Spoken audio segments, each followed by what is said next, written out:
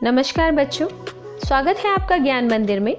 आज हम कक्षा 7वीं के पाठ 2 दादी के प्रश्नोत्तर पर चर्चा करेंगे। इससे पहले वाली वीडियो में मैंने आपको इस पाठ को पढ़ाया था और इसका सारांश आपको समझाया था। उम्मीद करती हूँ आपको पाठ अच्छे से समझ आया होगा। तो आइए आज इसके प्रश्नोत्तर देखते हैं। प्रश्न 1, लेखक को अपनी दादी की याद के साथ बचपन की और कौन कौन सी बातों की याद आ जाती है? उत्तर, जब लेखक को मालूम हुआ कि दादी की मृत्यु हो गई है तो उसके सामने दादी माँ की सभी यादें सजीव हो उठी। साथ ही उसे अपने बचपन की स्मृतियाँ, गंधपूर्ण झाग भरे जलाशयों में कूदना, बीमार होने पर दादी का दिन रात सेवा करना, किशन भैया की शादी पर औरतों द्वारा गाए जाने वाले गीत, अभिनय के समय चादर ओढ़कर सोना और पकड़े जाना, रामी चाची की घटना आदि भी याद आ जाती है। प्रश्न 2, दादा की मृत्यु के बाद लेखक के घर की आर्थिक स्थिति खराब हो गई थी। क्यों खराब हो गई थी, यह आपको बताना है। उत्तर, दादा की मृत्यु के बाद लेखक के घर की आर्थिक स्थिति खराब हो गई थी क्योंकि कपटी मित्रों एवं शुभ चिंतकों की बाढ़ आ गई थी। इन गलत मित्रों की संगति ने सारा धन नष्ट कर डाला। इसके अलावा दादा के श्राद्ध में भी दादी माँ के मना करने के बावजूद लेखक के पिताजी ने बेहिसाब दौलत व्यर्थ की। यह संपत्ति घर की नहीं थी, कर्ज में ली गई थी। दादी माँ के मना करने के बावजूद उन्होंने नहीं माना, जिससे घर की आर्थिक स्थिति और खराब हो गई। प्रश्न 3, दादी माँ के स्वभाव का कौन सा पक्ष आपको सबसे अच्छा लगता है और क्यों? उत्तर, दादी माँ के स्वभाव में अनेक पक्ष थे जो हमें अच्छे लगते हैं। मसलन दादी की सेवा, संरक्षणी, परोपकारी व सरस स्वभाव आदि का पक्ष हमें सबसे अच्छा लगता है, क्योंकि इन्हीं के कारण ही वे दूसरों का मन जीतने में सदैव सफल रही। लेखक के बीमार होने पर दादी द्वारा उसकी सेवा करना, रामी चाची की बेटी की शादी पर उसके घर जाकर उसकी सहायता करना व पिछला बकाया ऋण माफ़ करना, पिताजी की आर्थिक स्थिति तंगी देखकर दादी की निशानी सोने के कंगन उन्हें देना आदि दर्शाता है कि दूसरों की मदद करना ही उनके जीवन का प्रमुख उद्देश्य था। मुझे दादी की सौहृदयता और कोमलता वाला पक्ष सबसे अच्छा लगता है। अगला प्रश्न, कहानी से आगे। प्रश्न 1, आपने इस कहानी में महीनों के नाम पढ़े, जैसे क्वार, आषाढ़, माघ। इन महीनों में मौसम कैसा रहता है, लिखिए। क्वार, ना अधिक गर्मी होती है ना अधिक सर्दी। आषाढ़, भयानक गर्मी होती है और कभी कभी वर्षा हो जाती है। माघ, अत्यधिक सर्दी होती है। प्रश्न 2, अपने अपने मौसम की अपनी अपनी बातें होती हैं। लेखक के इस कथन के अनुसार यह बताइए कि किसी मौसम में कौन कौन सी चीज़ें विशेष रूप से मिलती है। सर्दी, सर्दी के मौसम में अत्यधिक ठंड होती है। लोग गर्म पेय पीना पसंद करते हैं। फलों में सेब, अमरूद, केले व अंगूर तथा सब्जियों में पालक, बथुआ, सरसों, मटर, फूल गोभी व मूली अधिक मात्रा में मिलते हैं।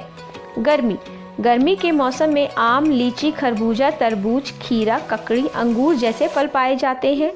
सब्जियों में भिंडी, टिंडा, तोरई, घिया, कटहल, खीरा, ककड़ी आदि अधिक मिलते हैं।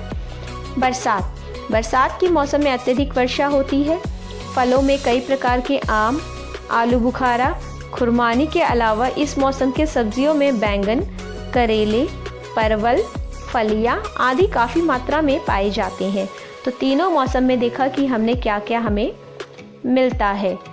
नीचे दी गई पंक्तियों को ध्यान दीजिए। जरा सी कठिनाई पड़ते अनमना सा हो जाता, सन से सफ़ेद। समानता का बोध कराने के लिए सा, सी, से का प्रयोग किया गया है।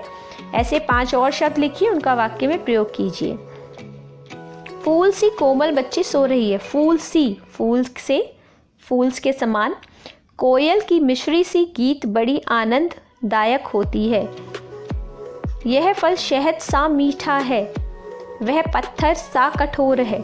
बच्चे का गाल सेब सा लाल है। तो जहाँ सा लगा दिया जाता है अर्थात उसका मतलब होता है समान, उस चीज़ के समान। प्रश्न 2, कहानी में छू छू कर ज्वर का अनुमान करती, पूछ पूछ कर घर वालों को परेशान कर देती जैसे वाक्य आए हैं।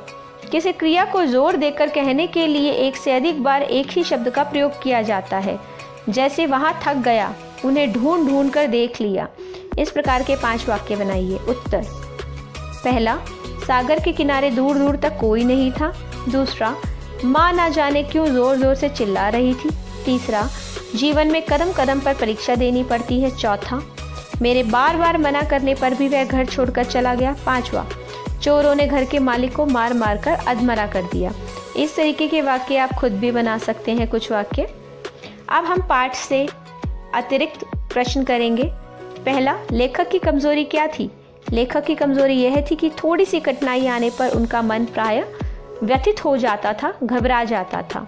दूसरा, मित्र किस प्रकार का दो मुँहा व्यवहार करते हैं? उत्तर, लेखक के मित्र उसे खुश करने के लिए मुंह पर तो आने वाली छुट्टियों की सूचना देते हैं और पीठ पीछे उसे कमज़ोर और घबराने वाला कहकर उनकी हंसी उड़ाते हैं। इस प्रकार का उन्हें दो मुँहा व्यवहार दिखाई देता है। तीसरा, क्वार के दिनों में सिवान के पानी में क्या क्या बहकर आता है? क्वार के दिनों में सिवान में साइन, मोथा की अधगली घासें, घेऊर और बनप्याज की जड़ें व नाना प्रकार की घासों के बीज बहकर आते हैं, क्योंकि जहाँ जहाँ से वह पानी बहता है आसपास की सारी चीज़ों को अपने साथ बहा ले आता है। अगला प्रश्न, लेखक के बीमार होने पर उसकी सबसे अधिक देखभाल कौन करता है? लेखक के बीमार होने पर उसकी सबसे अधिक देखभाल उसकी दादी करती है। दादी ने कंगन सदा सहेज कर क्यों रखे थे? दादी ने कंगन सहेज कर इसलिए रखे थे क्योंकि वह उसके वंश की निशानी थी, उनके दादाजी की निशानी थी। अगला प्रश्न, दादाजी ने यह क्यों कहा कि लड़के और ब्रह्मा को मन एक सा होता है? दादी ने ऐसा क्यों कहा था? उत्तर, बालक भगवान का रूप होते हैं, उनका मन निश्चल और निर्दोष होता है, इसलिए दादी ने कहा कि बच्चे और ब्रह्मा का मन अर्थात भगवान का मन एक सा होता है। अगला प्रश्न, दादी माँ ने अपने वंश की अंतिम निशानी सोने का कंगन अपने बेटे को क्यों दिए? घर की आर्थिक स्थिति खराब थी, उनकी परेशानी दादी से देखी नहीं गई, तो उन्होंने सोचा कि यह कंगन ही इस समय उन्हें दुखों से छुटकारा दिला सकते हैं। वे कंगन को बेचकर कर्ज से मुक्ति पा सकते हैं, इसलिए दादी माँ ने अपने कंगन अपने बेटे को दे दिए। ख, लेखक द्वारा दादी माँ पाठ लिखने का क्या उद्देश्य है? उत्तर, लेखक द्वारा दादी माँ कहानी लिखने का उद्देश्य है कि जीवन की ऐसी मधुर यादें होती हैं जो कभी भी नहीं भूलती और कई यादें हमें प्रेरणा देती हैं। इस पाठ से यही सीख मिलती है कि जब लेखक को अपनी दादी की मृत्यु का संदेश मिलता है तो वह बचपन की यादों में खो जाता है जो दादी के साथ जुड़ी थीं, लेकिन उन यादों में खोकर लेखक को यह विश्वास ही नहीं होता कि दादी की मृत्यु हो गई है। अतः इस संस्मरण को जीवित रखने के लिए लेखक ने इस कहानी को लिखा है। ग, रामी की चाची दादी को क्या आशीर्वाद दे रही थी? उत्तर, रामी की चाची दादी को पूतो फलो दूधो नहाओ का आशीर्वाद दे रही थी, क्योंकि उन्होंने उनका सारा ऋण माफ़ कर दिया था, ब्याज के रुपए भी उन्हें छोड़ दिए थे। इसके अलावा उन्होंने उसकी बेटी की शादी के लिए 10 रुपये भी सहायता के लिए दिए थे और उन्होंने यह भी कहा था कि उनकी बेटी जैसी है, इसलिए उसकी शादी में 10-5 रुपये की कमी नहीं रहनी चाहिए। मूल्यपरक प्रश्न, आखिरी प्रश्न, दादी माँ की कहानी से आपको क्या प्रेरणा मिलती है? हर पाठ, हर कहानी हमें कोई ना कोई प्रेरणा ज़रूर देता है।